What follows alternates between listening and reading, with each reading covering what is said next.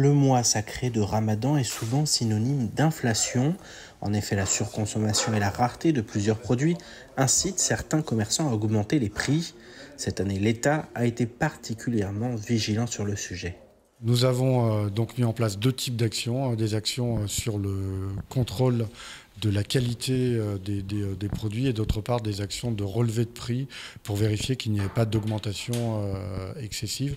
Ça nous a permis en particulier dans un cas de retirer des produits du marché et dans l'autre cas d'intervenir auprès d'un certain nombre de commerçants, grande, moyenne surface, petite surface, pour indiquer qu'une augmentation était excessive ou qu'elle n'était pas justifiée. Plusieurs procès-verbaux ont été dressés à l'encontre de commerçants.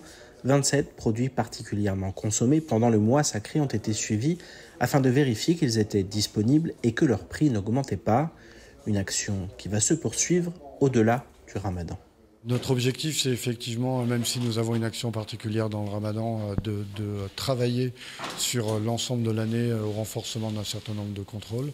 Donc aujourd'hui, on travaille sur le renouvellement du BQR, on travaille sur la mise en place d'actions qui devraient nous permettre de mieux connaître et de mieux cerner l'inflation au quotidien. Bien évidemment, on intervient aussi en particulier sur tout ce qui est impact économique direct de la guerre en Ukraine. Et l'exemple caractéristique, c'est la mise en place par l'État de 15 centimes par litre sur les carburants qui est directement appliquée dans les stations-service. La lutte contre la vie chère est un objectif de tout premier ordre à Mayotte. En effet, le coût de la vie sur le département le plus pauvre de France est très élevé, et ce indépendamment des crises qui se succèdent. Le 12 et le 19 juin, je suis candidate, mais candidate à l'investiture. Oui, parce que c'est quelque chose qui est important pour vous, l'unité de la majorité présidentielle. L'unité de la majorité présidentielle est importante pour moi, et être députée dans la majorité présidentielle est importante pour moi parce que je ne me vois pas aller dans l'opposition. On peut dire que Emmanuel Macron a fait ou n'a pas fait, on parle de l'ARS, on parle du rectorat, on parle du CIFR, parce qu'on était dans la majorité présidentielle. Maintenant, s'il faut aller dans l'opposition, je ne suis pas votre député pour l'opposition, je ne le suis pas, je ne crois pas pouvoir le faire. Et donc c'est pour ça que je dis, je suis candidate à l'investiture. Si j'ai l'investiture, je suis candidate aux élections. Le maire de Chirongui vient d'être condamné à 18 mois de prison avec sursis. S'ajoute à cette peine une amende de 15 000 € et 10 ans d'inéligibilité avec exécution provisoire du jugement. Les juges ont en partie suivi les réquisitions du procureur. Pour rappel, il est reproché au premier édile des voyages payés par la mairie sans réel lien avec l'activité municipale, des embauches de proches ou encore du favoritisme à l'égard d'entreprises dirigées par des proches de sa campagne.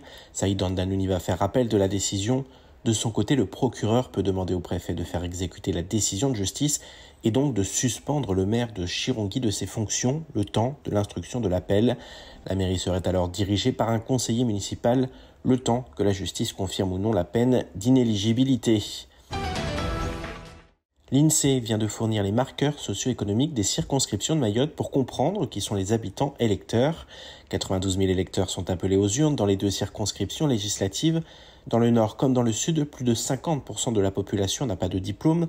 Un peu plus de 27% des habitants n'ont jamais travaillé. Les habitants de Mayotte sont sédentaires. Ils sont près de 88% à n'avoir pas déménagé au cours de l'année écoulée. 77% de la population vit sous le seuil de pauvreté. 60% de la population de la circonscription 1 travaille dans sa commune de résidence contre 43,7% dans la circonscription du sud. Le poumon économique de l'île pousse les habitants à se loger autour du chef-lieu.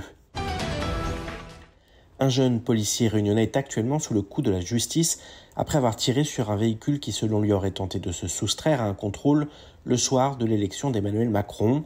Soyons clairs, le problème de la police, c'est la justice. Tel était le slogan lancé lundi par le secrétaire général du syndicat Alliance lors d'une manifestation de près de 300 policiers à Paris. Lundi, leurs homologues ont manifesté leur soutien devant le commissariat de Saint-Denis de la Réunion. De son côté, l'Union syndicale des magistrats a estimé que l'appel à manifester contre une décision de justice est particulièrement nuisible et dangereux dans une démocratie. L'affaire démontre qu'il n'y a pas qu'à Mayotte que le fossé se creuse entre police et justice. Le 10 mai prochain, le RSMA va accueillir le 3e séminaire de l'année. Après le BTP et les transports, ce sont les filières des métiers de bouche qui seront à l'honneur. Dans ma compagnie, la CCFPI, la compagnie de commandement de formation professionnelle et initiale, je dispose d'une section de formation professionnelle au métier de la restauration au travers de 2 filières. Une filière garçon et serveuse de restaurant et une filière adjoint de restauration aide cuisinier, qui est un commis de cuisine. Chaque filière recrute 9 personnels, donc 9 serveurs, 9 cuisiniers. Donc ça fait une cohorte. Et la section, elle incorpore 3 cohortes par an. D'accord, donc 3 sessions de 10 mois dans chacune. 3 fois 18 personnels dans les deux filières, okay. C'est ça. Si le régiment forme les volontaires à des métiers, il est avant tout une école de la vie où les bases de la citoyenneté et de la vie en société sont enseignées. Nous leur apprenons beaucoup de choses en plus de ça, parce que pour concourir à cette qualité de formation, nous remettons à niveau une partie de ces jeunes Mahorais qui ont quelques lacunes, notamment en mathématiques et en français. Et ça, c'est bien lié à l'expression, que ce soit écrite et orale, d'avoir un emploi et ensuite de pouvoir travailler correctement. Mais nous leur faisons une formation, je dirais, comportementale, leur faire prendre en compte les valeurs citoyennes, les éduquer à la vie en société. Et donc certains des jeunes qui viennent au régiment manquent de repères dans ce domaine-là. Ce savoir-faire et ce savoir-vivre permettent de former des jeunes employables rapidement. C'est ce que recherchent les entreprises sur un territoire où le manque de main-d'œuvre qualifiée reste important. Durant la formation des 10 mois de nos stagiaires, ils ont une période d'application entreprise de 4 semaines qui débouche quand même assez souvent, et c'est le but, sur un emploi, puisque c'est repère. Tout bénéfice pour l'employeur de ce stage, d'avoir quelqu'un, de le connaître, de le préformer. Mais durant ce séminaire, nous effectuons en deuxième partie de matinée ce qu'on appelle un job dating, où les restaurateurs présents recevront en entretien donc individuel notre ressource du moment en volontaire qui termine très prochainement sa formation. Et donc, ils se verront proposer des offres d'emploi à court ou moyen terme.